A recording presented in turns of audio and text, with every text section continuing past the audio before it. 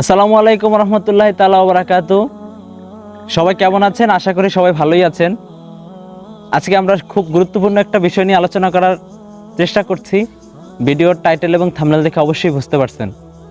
আসলে আজকে আমরা আলোচনা করব নবী করিম সাল্লাল্লাহু আলাইহি ওয়াসাল্লামের কিছু চমৎকার সুন্নত নিয়ে, যেগুলো অবশ্যই একটা মুসলিমের জানা দরকার। তো চলুন আপনাদেরকে সেই সুন্নতগুলো বলি। ভিডিওটা সবাই কন্টিনিউসলি দেখতে থাকেন। তো আজকে আমরা রাসূল সাল্লাল্লাহু আলাইহি ওয়াসাল্লামের সুন্নতগুলোকে তিনটি ভাগে আমরা আজকে বিভক্ত করে আপনাদের সামনে আলোচনা করার চেষ্টা করব। সাধারণ পর্ব এবং অসাধারণ কিছু পর্ব, চমৎকার কিছু পর্ব, তিনটা পর্ব নিয়ে আমরা এই ভিডিওটা সাজিয়েছি। তো আজকে সাধারণ কিছু সুন্নত নিয়ে আলোচনা করি। Let start now. নাম্বার 1।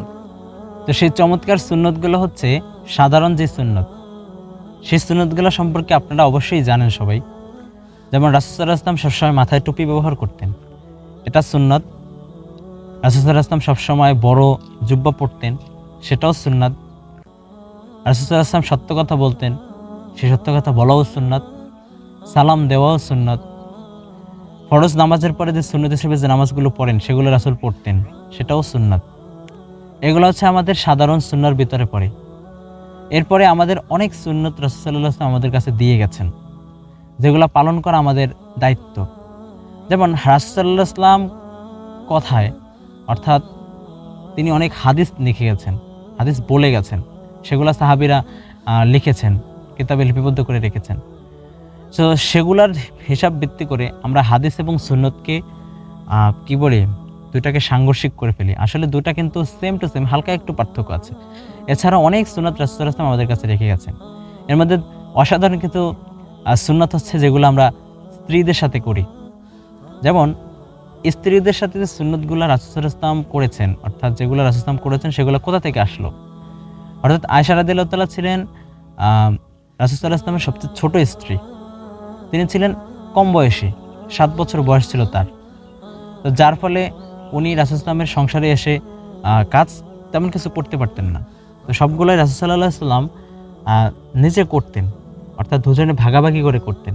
সেখান থেকে আমাদের আসলো যে স্ত্রীদের সাথে এই কাজটা করা সুন্নাত, এই কাজটা করা সুন্নাত, স্ত্রীদের সাথে ভালোভাবে কথা বলা সুন্নাত, স্ত্রীদের কাজে সাহায্য করা সুন্নাত, স্ত্রীদের রান্নার কাজে সাহায্য করা সুন্নাত, তরকারি কেটে দেওয়া সুন্নাত।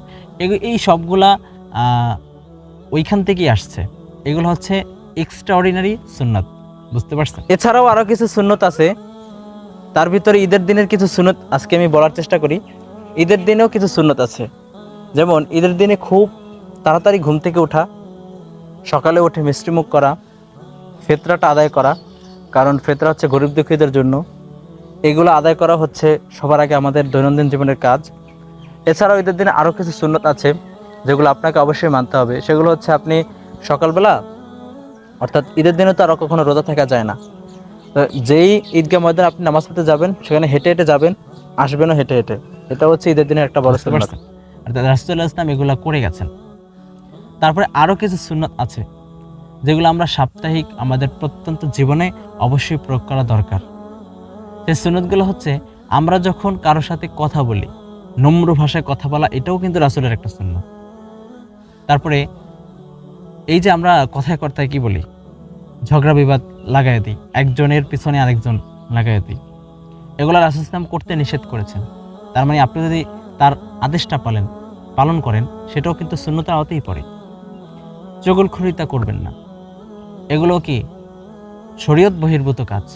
অর্থাৎ বুঝতেই পারছেন, অর্থাৎ রাসূল ইসলাম আমাদেরকে যেই কাজগুলো করার জন্য নির্দেশ দিয়ে গেছেন সেগুলো করাই সুন্নত। আর কম বেশি আমরা সবাই সুন্নত সম্পর্কে অবহিত আছি। আমি আমার এই ভিডিওটা থেকে সংক্ষিপ্তভাবে আপনাদেরকে কিছু সুন্নত জানানোর চেষ্টা করেছি। আর ভিডিওর ভিতরে যদি কোনো ভুল ত্রুটি হয়ে থাকে অবশ্যই আমাকে মাফ করবেন আর ক্ষমার দৃষ্টিতে দেখবেন।